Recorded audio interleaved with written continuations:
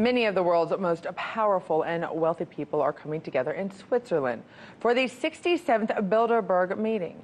Now, their executives from finance, defense to tech will all meet, and now we know Secretary of State Mike Pompeo as well as White House advisor Jared Kushner will be there as well. For more, return to former U.S. diplomat Jim Jotras. Jim, thank you for joining me on this. Thank you. 67 years of this. How much power does this group really have? Well, I'm sorry to say I forgot my tinfoil hat, so I really should have brought it to this discussion. Look, as you said, you've got everybody here. You've got government. You've got intelligence agencies, GCHQ, British NSA, which was almost certainly spying on Trump in 2016. You've got finance, Goldman Sachs, all the big financial houses. You've got military. You've got information technology. You've got Silicon Valley. You've got artificial intelligence. Anybody and everybody who says something important about our lives is there, but you can't call it a conspiracy because it's right there in the open.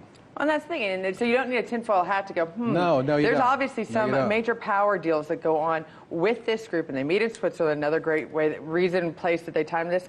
What effect has this group had in the past? You mentioned the 2016 elections, but over 67 years, they've got to have done something. Well, here's the thing. In one way, I think you do sort of edge into conspiracy theories. You say, this group, the Bilderberg Group, the Trilateral Commission or Skull and Bones, they're the ones really running everything. And I think it's really the other way around. All the smart, beautiful, and powerful people belong to these various organizations, but it's the people who I think in some ways do make up a global oligarchy, who are the movers and shakers, and these groups are the forums in which they meet. It's not the groups themselves that actually run things, in my opinion. Well, that's the thing. Is there transparency at these meetings? Will we know exactly everything that's talked about and what happens in these meetings, or will there be side meetings that eventually, like any other group of people together? And side meetings is where the real business gets done. Even at things like the G20.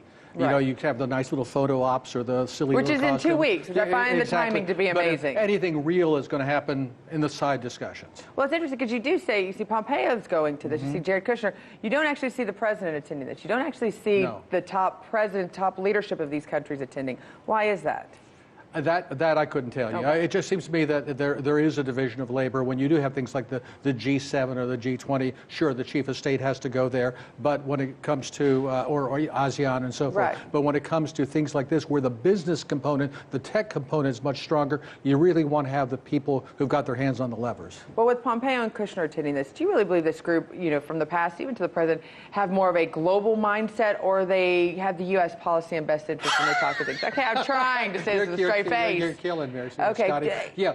Again, from an American... Is this the mecca of global policy right here? Of course, that, Davos and all the rest. Look, again, it's two America firsters, right? This ain't it. Remember a few months ago, Secretary Pompeo said the United States is the guarantor of the liberal global order.